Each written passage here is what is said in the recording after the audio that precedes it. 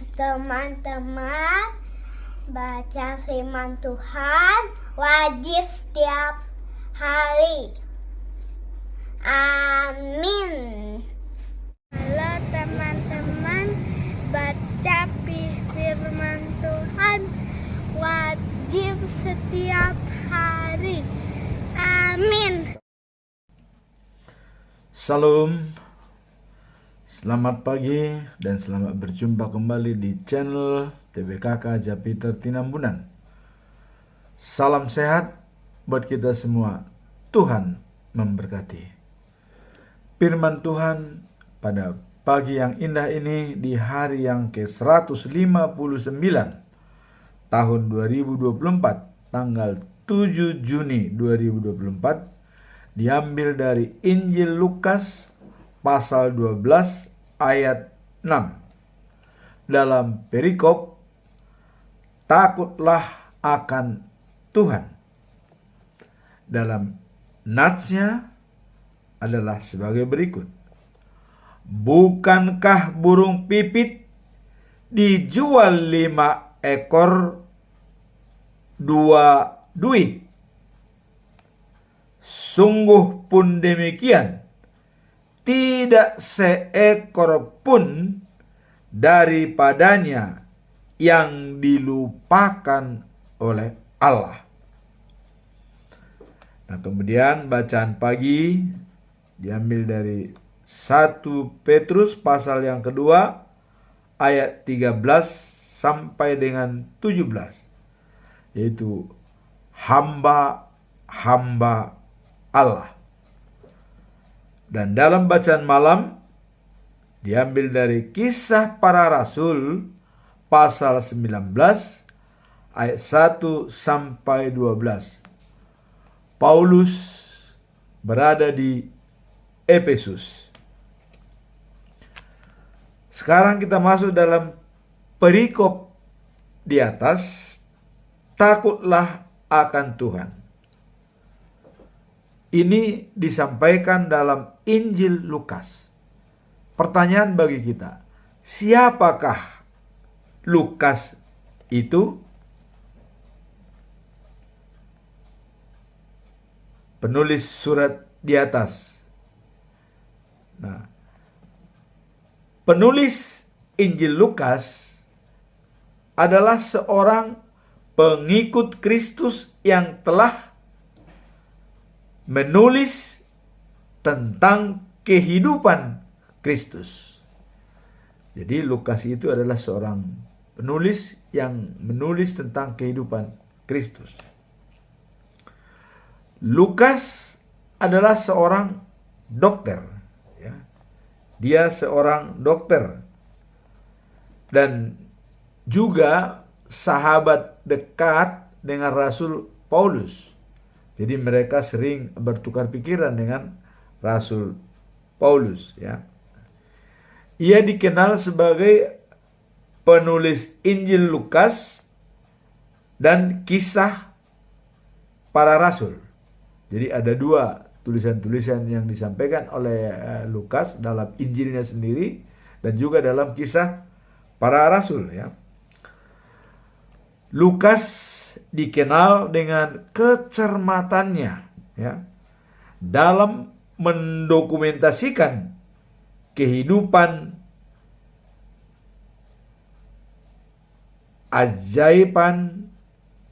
keajaiban, ya, dan mujizat, dan juga kematian dan kebangkitan Yesus Kristus.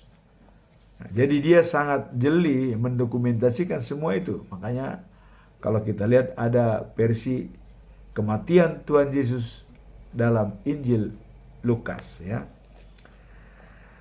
Nah, kemudian penulisan Lukas berdasarkan riset yang telah mendalam dan yang sangat teliti, ya. Dan juga adalah merupakan catatan sejarah mendalam yang dibuat oleh Lukas. Lukas dapat memberikan keterangan, ya, bagaimana seorang Kristen sejati yang hidup. Nah, dalam perikop ini, takutlah akan Tuhan. Sebelumnya, Lukas telah memperingatkan orang-orang munafik. Ya. Jadi di samping Lukas di Efesus menyatakan bahwa takut akan Tuhan, juga dia sudah memperingatkan orang-orang munafik. Ya. Nah, di mana pada waktu itu menurut Lukas ya, Yesus pernah berkata pada pengikut-pengikutnya ya. Nah, yang beribu-ribu orang datang dan bahkan banyak yang terinjak-injak saking banyaknya ya. Nah, kemudian Lukas mengatakan kata Yesus, hati-hatilah terhadap ragi orang Farisi. Jadi hati-hatilah ragi orang Farisi. Nah, maksudnya adalah kemunafikan mereka. Jadi ragi orang Farisi itu ya mereka tuh munafik, kira-kira begitu. Nah, kemudian dikatakan oleh Yesus bahwa tidak ada tersembunyi, semuanya akan kelihatan. Nah, makanya sering kita mengatakan Tuhan tidak pernah tidur dan selalu melihat apapun yang terjadi di dunia ini. Dan itu berlaku sampai sekarang. Ya. Kalau kita mau berbuat sesuatu, Tuhan tuh mengawasi, ya, melihat. Jadi tidak ada yang tersembunyi ya. Bahkan dikatakan orang sering berbicara pada waktu malam itu bisa akan terdengar pada siang hari ya. Padahal dia berbicara malam hari, tapi bisa terdengar pada siang hari. Nah, bagaimana caranya? Lah itu kata Yesus bahwa semua akan terbongkar. Tidak bisa disembunyikan. Bahkan yang dikatakan berbisik ya dalam kamar pun katanya. Berbisik dalam kamar pun itu bisa diumumkan ya secara luas. Coba. Padahal bisik-bisik di kamar. Mungkin berdua. Ya. Tapi tembok bisa jadi saksi. Artinya itu bisa diumumkan secara luas. Nah, kemudian apa pesan daripada Lukas? Nah, ingatlah kawan-kawanku, katanya. Jadi dia bilang kawan-kawan. Janganlah takut kepada mereka yang membunuh badan. Nah, jadi kepada manusia yang membunuh badan, ya, dan tidak bisa berbuat apa-apa, jangan takut sama mereka. Kata Lukas, ini peringatan Lukas ini. Nah, tetapi, ya,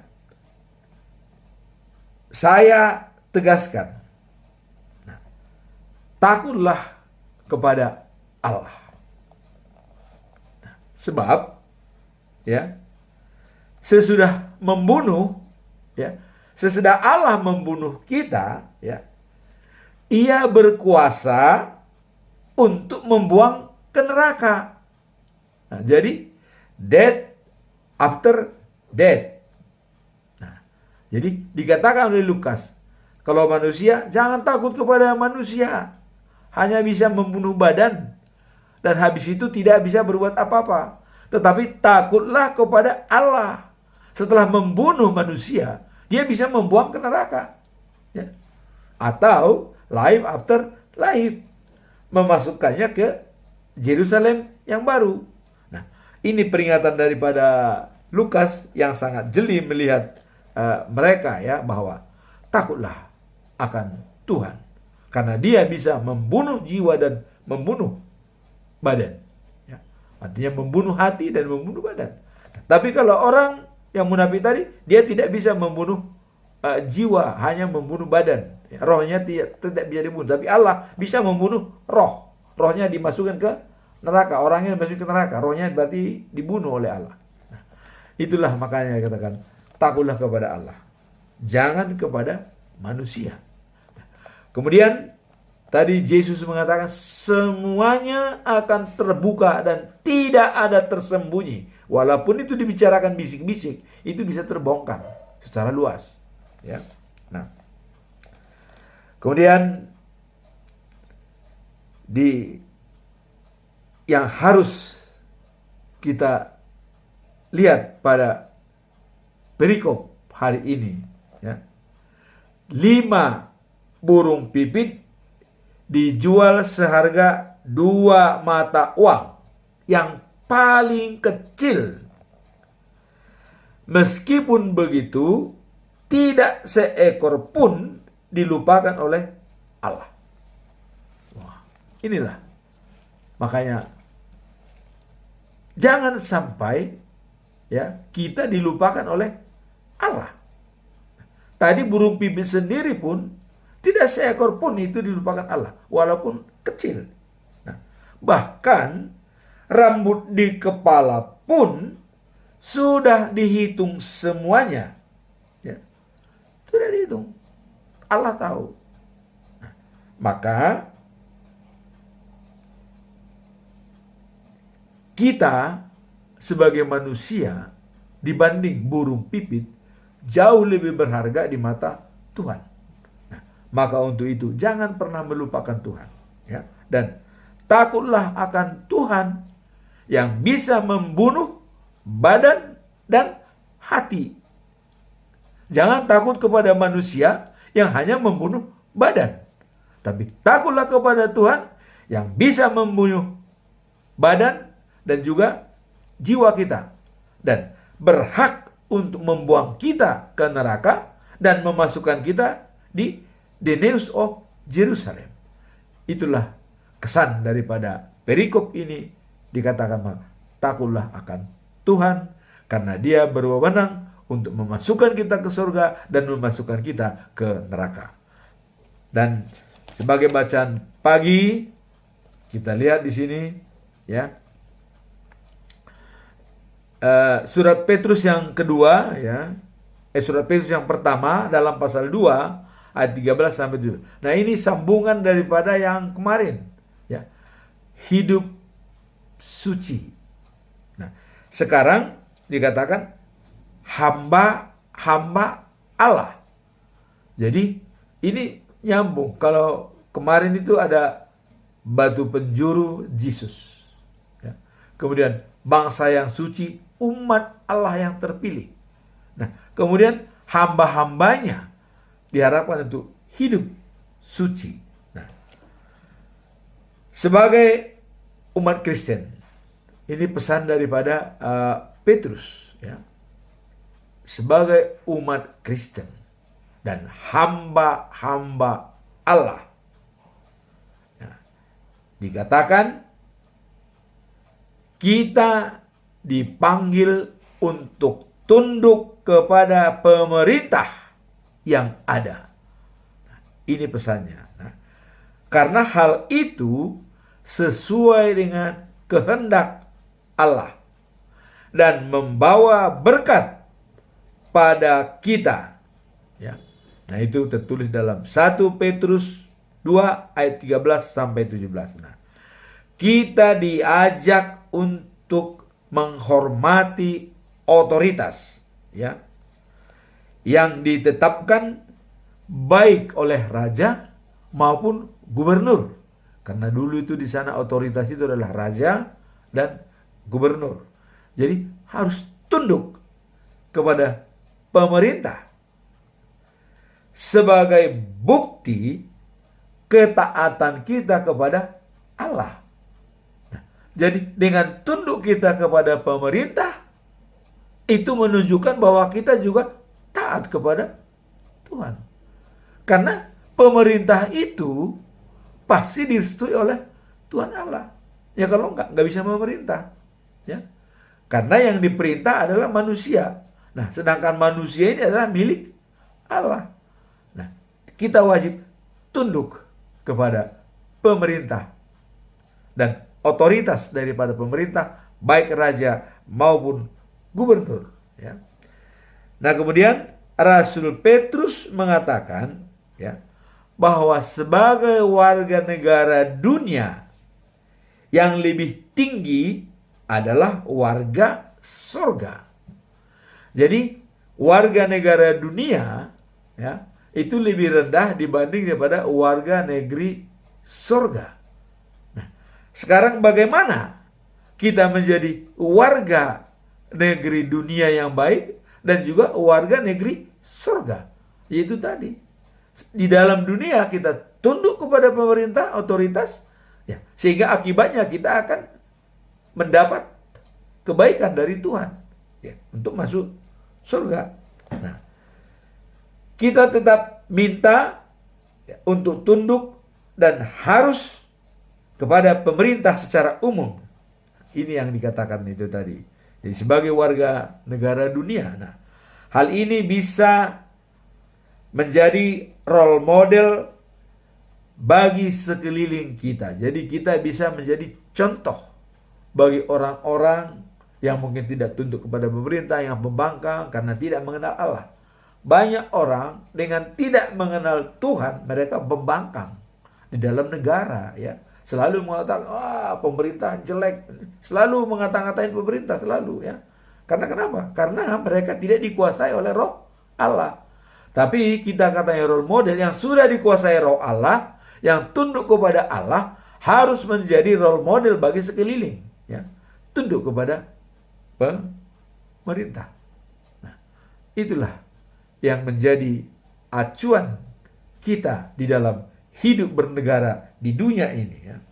Maka kita terus hidup dalam ketaatan kepada firman Tuhan, baik dalam hubungan dengan pemerintah maupun dalam kehidupan sehari-hari. Nah, jadi ini jelas dalam kehidupan sehari-hari, ya, dalam pemerintahan di sekeliling kita, kita tetap takut akan firman Tuhan, ya, dalam kehidupan sehari-hari, sehingga kesaksian kita akan memberkati orang lain.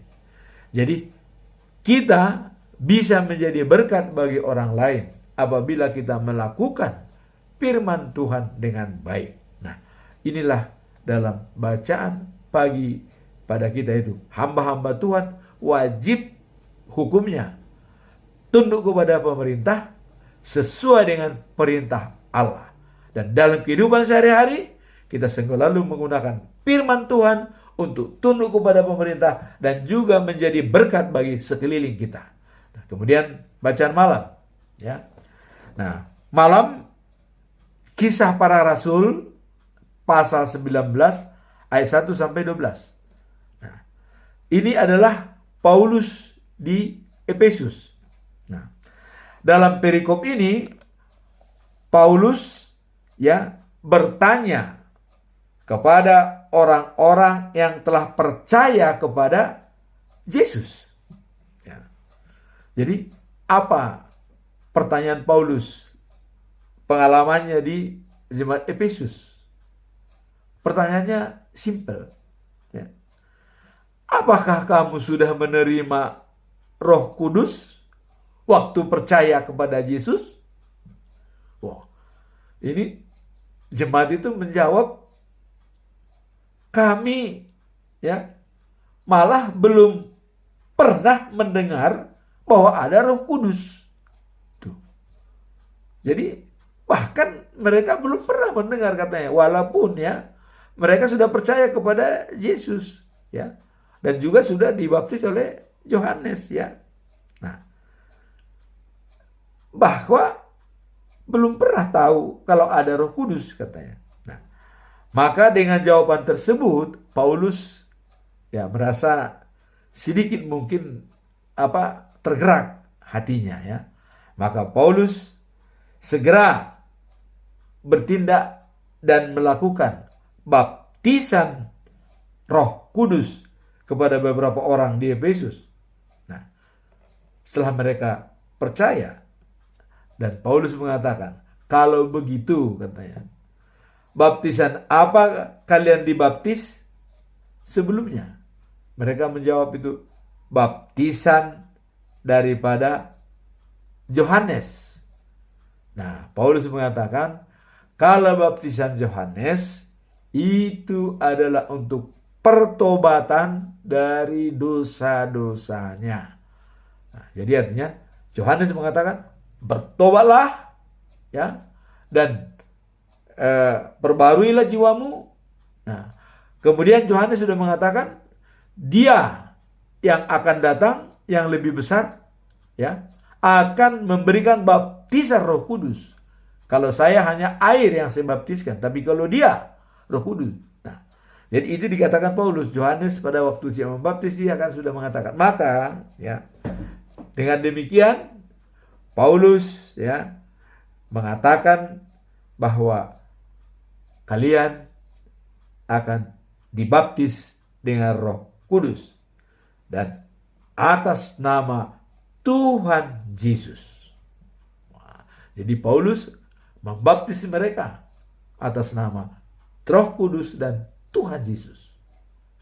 Dan baptisan itu sangat mempesona dan sangat bekerja Roh Kudus pada orang-orang yang dibaptis. Pada waktu itu ada 12 orang dibaptis oleh Paulus atas nama Tuhan Yesus dan Roh Kudus, ya. Nah, kemudian pada waktu dibaptis, ya, mereka berbicara dalam bahasa-bahasa, ya, yang aneh. Artinya belum pernah terdengar oleh orang-orang tersebut. Bahasanya bahasa roh, ya. Nah, serta menyampaikan berita dari Allah. Jadi mereka firman Tuhan. Waduh, berita roh itu dari Tuhan. Jadi seolah pemberitaan firman Tuhan dari atas. Dan itu disampaikan dalam bahasa roh.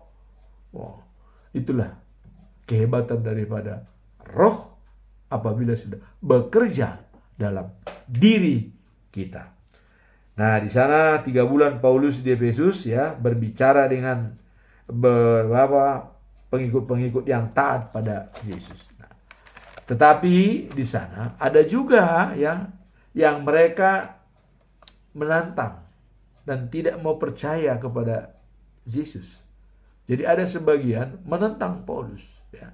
Nah, maka waktu itu Paulus dibawa, segera dibawa mereka yang supaya tidak terjadi konflik, ya.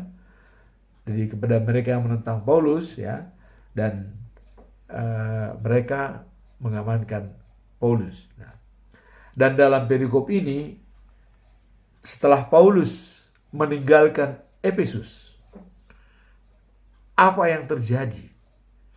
Ada suatu keajaiban yang aneh di jemaat Efesus. Apa itu? Wah. Jadi karena Roh Allah sudah bekerja, coba, sapu tangan dari Paulus dan ikat pinggangnya yang dipakai waktu di Efesus itu kebetulan tidak dibawa. Nah, ikat pinggang dan sapu tangan itu ini dibawa oleh pengikut-pengikut Yesus yang sudah dibaptis oleh Paulus tadi, ya, dengan atas nama Tuhan Yesus dan juga Roh Kudus. Jadi sapu tangan dan ikat pinggang itu dibawa. Dan itu bisa menyembuhkan orang-orang yang sakit. Penyakitnya hilang. Dan mengusir roh-roh jahat yang ada pada mereka. Itulah kelebihan daripada bekerjanya Roh Kudus. Padahal apa sih artinya sapu tangan yang dipegang dan juga ikat pinggang yang dipakai? Tapi itu bisa menjadi menyembuhkan penyakit. Oh, bukan main. Itu harus pekerjaan siapa? Tuhan mau menunjukkan bahwa orang percaya itu, ya, apapun miliknya itu bisa berharga. Karena kenapa? Dia terus berdoa dan berdoa.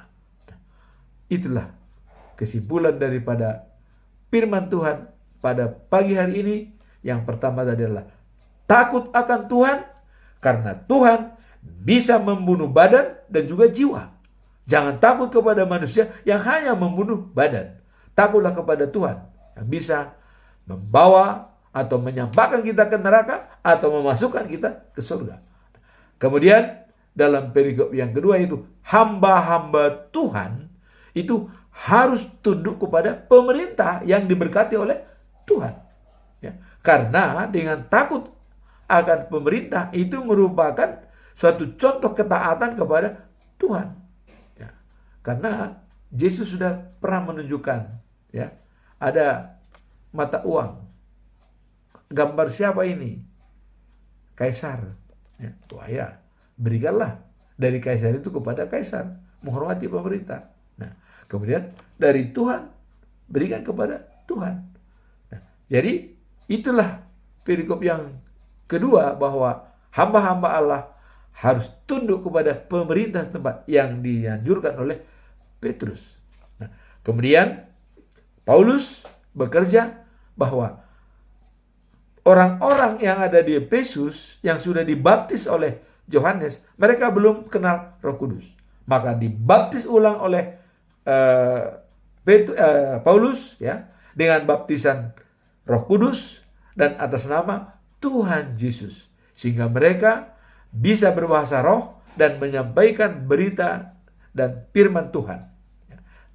Dan suatu keanehan bahwa sapu tangan daripada Paulus dan ikat pinggangnya, ya, setelah dia meninggalkan Efesus, itu bisa dipakai untuk menyembuhkan penyakit, ya, dan menghilangkan roh-roh jahat dari seseorang.